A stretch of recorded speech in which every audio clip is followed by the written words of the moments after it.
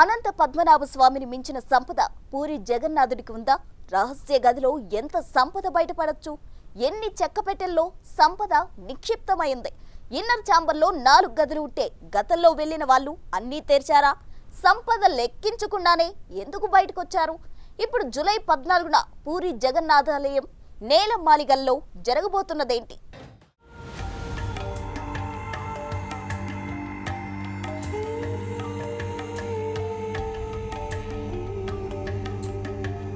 జగన్నాథుడి తోబుట్టువులైన బలభద్రుడు, దేవి సుభద్ర ఆభరణాలు చెక్కు చెదరకుండా ఉన్నాయా లేక మాయమైపోయాయా అన్నది జూలై 14న తేలబోతోంది. డూప్లికేట్ కీ ఉందని చెప్పిన యంత్రాంగం అసలు కీ ఎటుపోయిందన్న విషయాన్ని మాత్రం చెప్పలేకపోయింది. జగన్నాథ ఆలయంపై పరిశోధనలు చేస్తున్న వారు చెబుతున్న సమాచారం ప్రకారం ఆలయ భూగర్భంలో రత్నభండార్ 7 గదులతో ఉందని, మొదటి 3 గదుల్ని ఔటర్ ఛాంబర్గా పిలుస్తారని అంటున్నారు. మిగిలిన 4 గదులు ఇన్నర్ ఛాంబర్లో భాగం. ఇన్నర్ ఛాంబర్కి గతంలో వెళ్లిన వాళ్ళు 4 గదుల్ని ఓపెన్ చేశారా లేదంటే కొన్ని మాత్రమే తెరిచి బయటకొచ్చేశారా అన్నది కూడా మిస్టరీనే.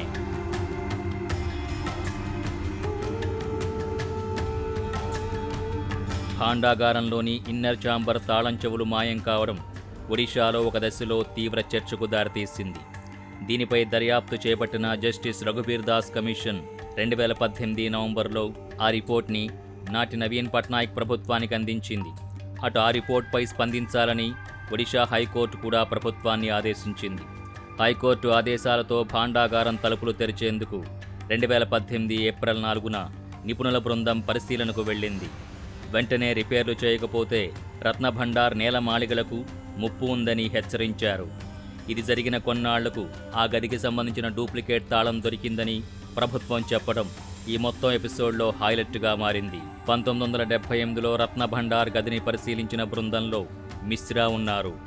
ఆ సమయంలో విలువైన నగల వివరాలన్నింటినీ పొందుపరిచారని, తమిళనాడు, గుజరాత్లకు చెందిన నగల ఎక్స్పర్ట్స్ని రప్పించినా ఆ ఆభరణాల విలువని మాత్రం లెక్కగట్టలేకపోయారని అంటున్నారు. జగన్నాథుడి సన్నిధిలో విలువైన ఆభరణాలకు సంబంధించి ఒడిషా అసెంబ్లీలోనూ గతంలో చర్చ జరిగింది. 2021లో అప్పటి న్యాయశాఖ మంత్రి ప్రతాప్ జన కొన్ని వివరాలు మాత్రం చెప్పగలిగారు. 1978లో రూపొందించిన ఆభరణాల లిస్టు ప్రకారం 12,831 భరీల బంగారం ఉందన్నాడు. ఒక భరీ అంటే 12 గ్రాములు. 22,153 భరీల వెండితో పాటు అత్యంత విలువైన రాళ్లతో కూడిన బంగారు ఆభరణాలు, ఇతర నగలు ఉన్నాయన్నారు. విలువైన రాళ్లతో కూడిన 22,153 భరీల వెండి కూడా ఉన్నట్టు నిపుణులు గుర్తించారని ఒడిషా అసెంబ్లీకి చెప్పారు. సో ఆ కథ అక్కడికే ఆగిపోయింది.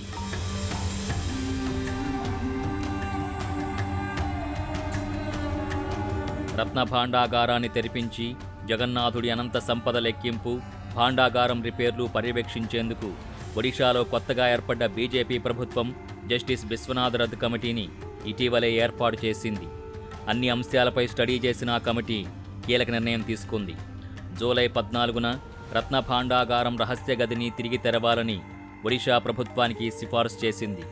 కమిటీ సభ్యులు ఏకగ్రీవంగా తీర్మానించి దాన్ని ఒడిషా ప్రభుత్వానికి పంపారు. అందుకు సంబంధించి పనులన్నీ చకచకా జరుగుతున్నాయి. డూప్లికేట్ తాళం చెవితో తలుపులు తెరుచుకోకపోతే తాళం పగలగొట్టాలని నిర్ణయించామని జస్టిస్ రథ్ అంటున్నారు. తలుపులు తెరిచాక సంపద ఎంత ఉందో జాబితా తయారు చేయడం ముఖ్యం. ఆలయ భూగర్భంలో ఉన్న భాండాగారం రిపేర్లు చేయడం కూడా కీలకమే.